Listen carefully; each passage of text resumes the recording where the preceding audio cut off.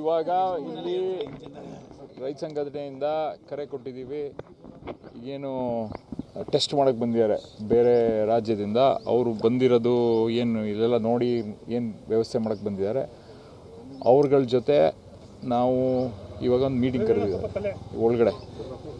ಅವರಿರೋ ಜಾಗದಲ್ಲಿ ಹೋಗಿ ಯಾವ ಥರ ಏನು ಮಾಹಿತಿ, ಯಾವ ಥರ ಬ್ಲಾಸ್ಟ್ ಮಾಡ್ತಾರೆ, ಯಾವ ಥರ ಟೆಸ್ಟ್ ಮಾಡ್ತಾರೆ, ಇವೆಲ್ಲ ಮಾಹಿತಿ ತಗೋತಿದ್ದೀವಿ. ಇವಾಗ ಹೋಗಿ ಅವ್ರ ಹತ್ರ ಗೊತ್ತಾಗತ್ತೆ. ಈಗ ಇಲ್ಲಿ ಅವ್ರು ಬರೀ 4 ಅಡಿ 5 ಅಡಿ 10 ಅಡಿ ಬ್ಲಾಸ್ಟ್ ಮಾಡಿ ಟೆಸ್ಟ್ ಮಾಡಿದ್ರೆ ಏನೂ ಉಪಯೋಗ ಆಗಲ್ಲ. ಏಕೆಂದರೆ ಮಾಡಿದ್ರೆ ಈಗೆಲ್ಲ ಬೋರ್ ಬ್ಲಾಸ್ಟು ಅವೆಲ್ಲ ಮಾಡೋದೆಲ್ಲ 100 ಅಡಿ ಒಳಕ್ಕೆ ಹಾಕಿ ಬ್ಲಾಸ್ಟ್ ಮಾಡ್ತಾರೆ. ಅದ್ರದ್ದು ಇಂಪ್ಯಾಕ್ಟ್ನು ನಾವು ಟೆಸ್ಟ್ ಮಾಡಬೇಕು. ಸೊ ಯಾವ ಥರ ಎಲ್ಲ ಹಿರಿಯರೆಲ್ಲ ಮುಂಚೆ ಡಿ ಸಿ ಜೊತೆ ಮಾತಾಡಿ ಡಿ ಸಿ ಅವ್ರ ಜೊತೆ ಮೀಟಿಂಗ್ ಮಾಡಿದಾಗ ಕೇಳ್ಕೊಂಡಿದ್ದೆಲ್ಲ ಏನಂದರೆ ಯಾವ ಥರ ಮಾಡ್ತಾರೆ ಏನು ಇತ್ತಂತ. ನಮ್ಮ ಉದ್ದೇಶ ಇರೋದಿಷ್ಟೇ, ಕೈ ಕುಳಿ ಕೆಲಸ ಮಾಡೋರಿಗೆ ಅವಕಾಶ ಮಾಡಿಕೊಡ್ಬೇಕು. ಅದನ್ನು ಬಟ್ ಇನ್ಯಾವುದೇ ಥರದ ಬೇರೆ ಆ್ಯಕ್ಟಿವಿಟೀಸಿಗೆ, ಈಗ ಕ್ರಷರ್ ಆಗಲಿ ಅಥವಾ ಯೋಗೇಶ್ ಎಕ್ಸಾಟಿಕ್ ವೆಜಿಟೇಬಲ್ ಕೃಷಿಯಲ್ಲಿ ಎಕರೆಗೆ 5 ಲಕ್ಷ ಗಳಿಸ್ತಿದ್ದಾರೆ. ನೀವು ಕೂಡ ಅವರಿಂದ ಕಲಿಬೇಕಾ? ಅವ್ರ ಜೊತೆ ವಿಡಿಯೋ ಕಾಲ್ನಲ್ಲಿ ಮಾತಾಡಬೇಕಾ? ಈಗಲೇ ಫ್ರೀಡಮ್ ಆ್ಯಪ್ ಡೌನ್ಲೋಡ್ ಮಾಡಿ.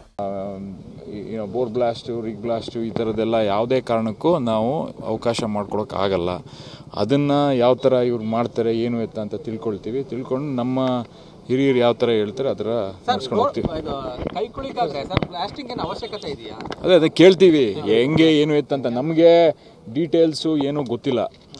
ಟೆಸ್ಟ್ ಮಾಡಬೇಕು ಅಂತ ಕೋರ್ಟಿಂದ ಆದೇಶ ಬಂದಿದೆ, ಅಷ್ಟು ಬಿಟ್ಟರೆ ಹಿಂಗೆ ಹಂಗೆ ಅಂತ ಏನು ಗೊತ್ತಿಲ್ಲ. ಅದ್ರ ಟೆಕ್ನಿಕಲ್ ಡೀಟೇಲ್ಸ್ ಎಲ್ಲ ಏನು ಯಾರಿಗೂ ಗೊತ್ತಿಲ್ಲ. ಟೆಕ್ನಿಕಲ್ ಡೀಟೇಲ್ಸ್ ಈಗ ನಾವು ಈಗೆಲ್ಲ ಪ್ರತಿಭಟನೆ ಮಾಡ್ತಿದ್ವಲ್ಲ, ಈಗ ಡಿ ಸಿ ಅವರು SC ಕಾವೇರಿ ನೀರಾವರಿ ನಿಗಮದ CE ಮತ್ತು ಮಿಕ್ಕಿದೆಲ್ಲ ಅಧಿಕಾರಿಗಳು ಬರ್ತಿದ್ದಾರೆ. ಡಿ ಸಿ ಅವ್ರು ಬರ್ತಾಯಿಲ್ಲ ಇದಕ್ಕೆ, ಬರೀ ಈ ಇಂಜಿನಿಯರ್ಗಳು ಮತ್ತು ಇವರು ಯಾರು ಅಲ್ಲಿಂದ ಜಾರ್ಖಂಡಿಂದ ಬಂದಿರೋಂಥ ಟೀಮ್ ಜೊತೆ ಚರ್ಚೆ ಆಗುತ್ತೆ ಸರ್. ಪ್ರಮುಖವಾಗಿ ಪ್ರೈಮರಿಲಿ ಏನು ಮಾಡ್ತಾರೆ ಹೆಂಗೆ ಮಾಡ್ತಾರೆ ಅಂತ ಅದ್ರ ಮೇಲೆ ನಾವು ನಮ್ಮ ಡಿಸಿಷನ್ನ ನಾವು ತಗೋತೀವಿ. ಬಂದಿರೋದು ಸರ್ ಟೆಸ್ಟಿಂಗ್, ಈಗ ಅಂದ್ರೆ ಟ್ರಯಲ್ ಬ್ಲಾಸ್ಟ್ ಟೆಸ್ಟಿಂಗ್ ಮೀಟಿಂಗ್ ಈಗ ಸ್ಪಷ್ಟಪಡಿಸ್ತೀವಿ. ಇಲ್ಲ ಅದು ಅವ್ರು ಬಂದಿರೋದು ಟೆಸ್ಟ್, ಇದು ಫಸ್ಟು ನೋಡ್ಕೊಂಡೋಗಿ ಸರಿಯಾಗಿ ಸೂಕ್ತ ಅಂತಂದರೆ ಬ್ಲಾಸ್ಟ್ ಮಾಡಬೇಕು ಅನ್ನೋದೇ ಟೆಸ್ಟ್ ಮಾಡೋಕ್ಕೋಸ್ಕರ ಅವ್ರು ಬಂದಿದ್ದಾರೆ. ಇವತ್ತೇ ಮಾಡಬೇಕು ಅಂತೇನಿಲ್ಲ, ಅದನ್ನು ವಿವರವಾಗಿ ಅವ್ರ ಹತ್ರ ಕೇಳ್ಕೊಂಡು ಹೇಳ್ತೀವಿ. ಗೊತ್ತಿಲ್ಲ ಸರ್, ಕಳೆದ ಬಾರಿನೂ ಇದೇ ತಂಡ ಬಂದಿತ್ತು.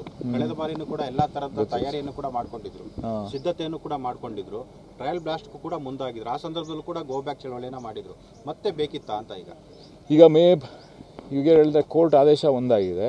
ಅದ್ರ ಜೊತೆಗೆ ನಮ್ಮ ರೈತ ಸಂಘಟನೆ ಮುಂಚಿಂದನೂ ವಿರೋಧ ಮಾಡ್ಕೊಂಬಂದಿದೆ. ನಮಗೇನು ಕ್ಲಾರಿಫಿಕೇಶನ್ ಸಿಗ್ತಾಯಿಲ್ಲ ಅಂದರೆ ಇದನ್ನು ಯಾಕೆ ಮಾಡ್ತಿದ್ದಾರೆ ಅಂತ, ಯಾರಿಗೂ ಉಪಯೋಗಕ್ಕೆ ಅಂತ. ಬೋರ್ ಬ್ಲಾಸ್ಟು ದೊಡ್ಡ ಬ್ಲಾಸ್ಟ್ಗಳು ಮಾಡೋಕ್ಕೋಸ್ಕರ ಮಾಡ್ತಿದ್ರೆ ನಾವು ಶತಾಯಗತಾಯ ಚಳವಳಿ ಮಾಡಿ ವಾಪಸ್ ಕಳಿಸ್ತೀವಿ. ಅವರು ಕರೆಕ್ಟಾಗಿ ಕ್ಲಿಯರಾಗಿ ಆಡಳಿತ ಇರ್ಬೋದು, ಸರ್ಕಾರ ಆಗಿರ್ಬೋದು, ಯಾರಾದರೂ ಎಲ್ಲರೂ ಇದು ಬರೀ ಕೈಗುಳಿ ಕೆಲಸ ಮಾಡೋದಕ್ಕೋಸ್ಕರ ಅಂತ ಅವರು ಕ್ಲಾರಿಫಿಕೇಶನ್ ಕೊಡದೇ ಇದ್ದರೆ ನಾವು ಇದನ್ನ ಏನು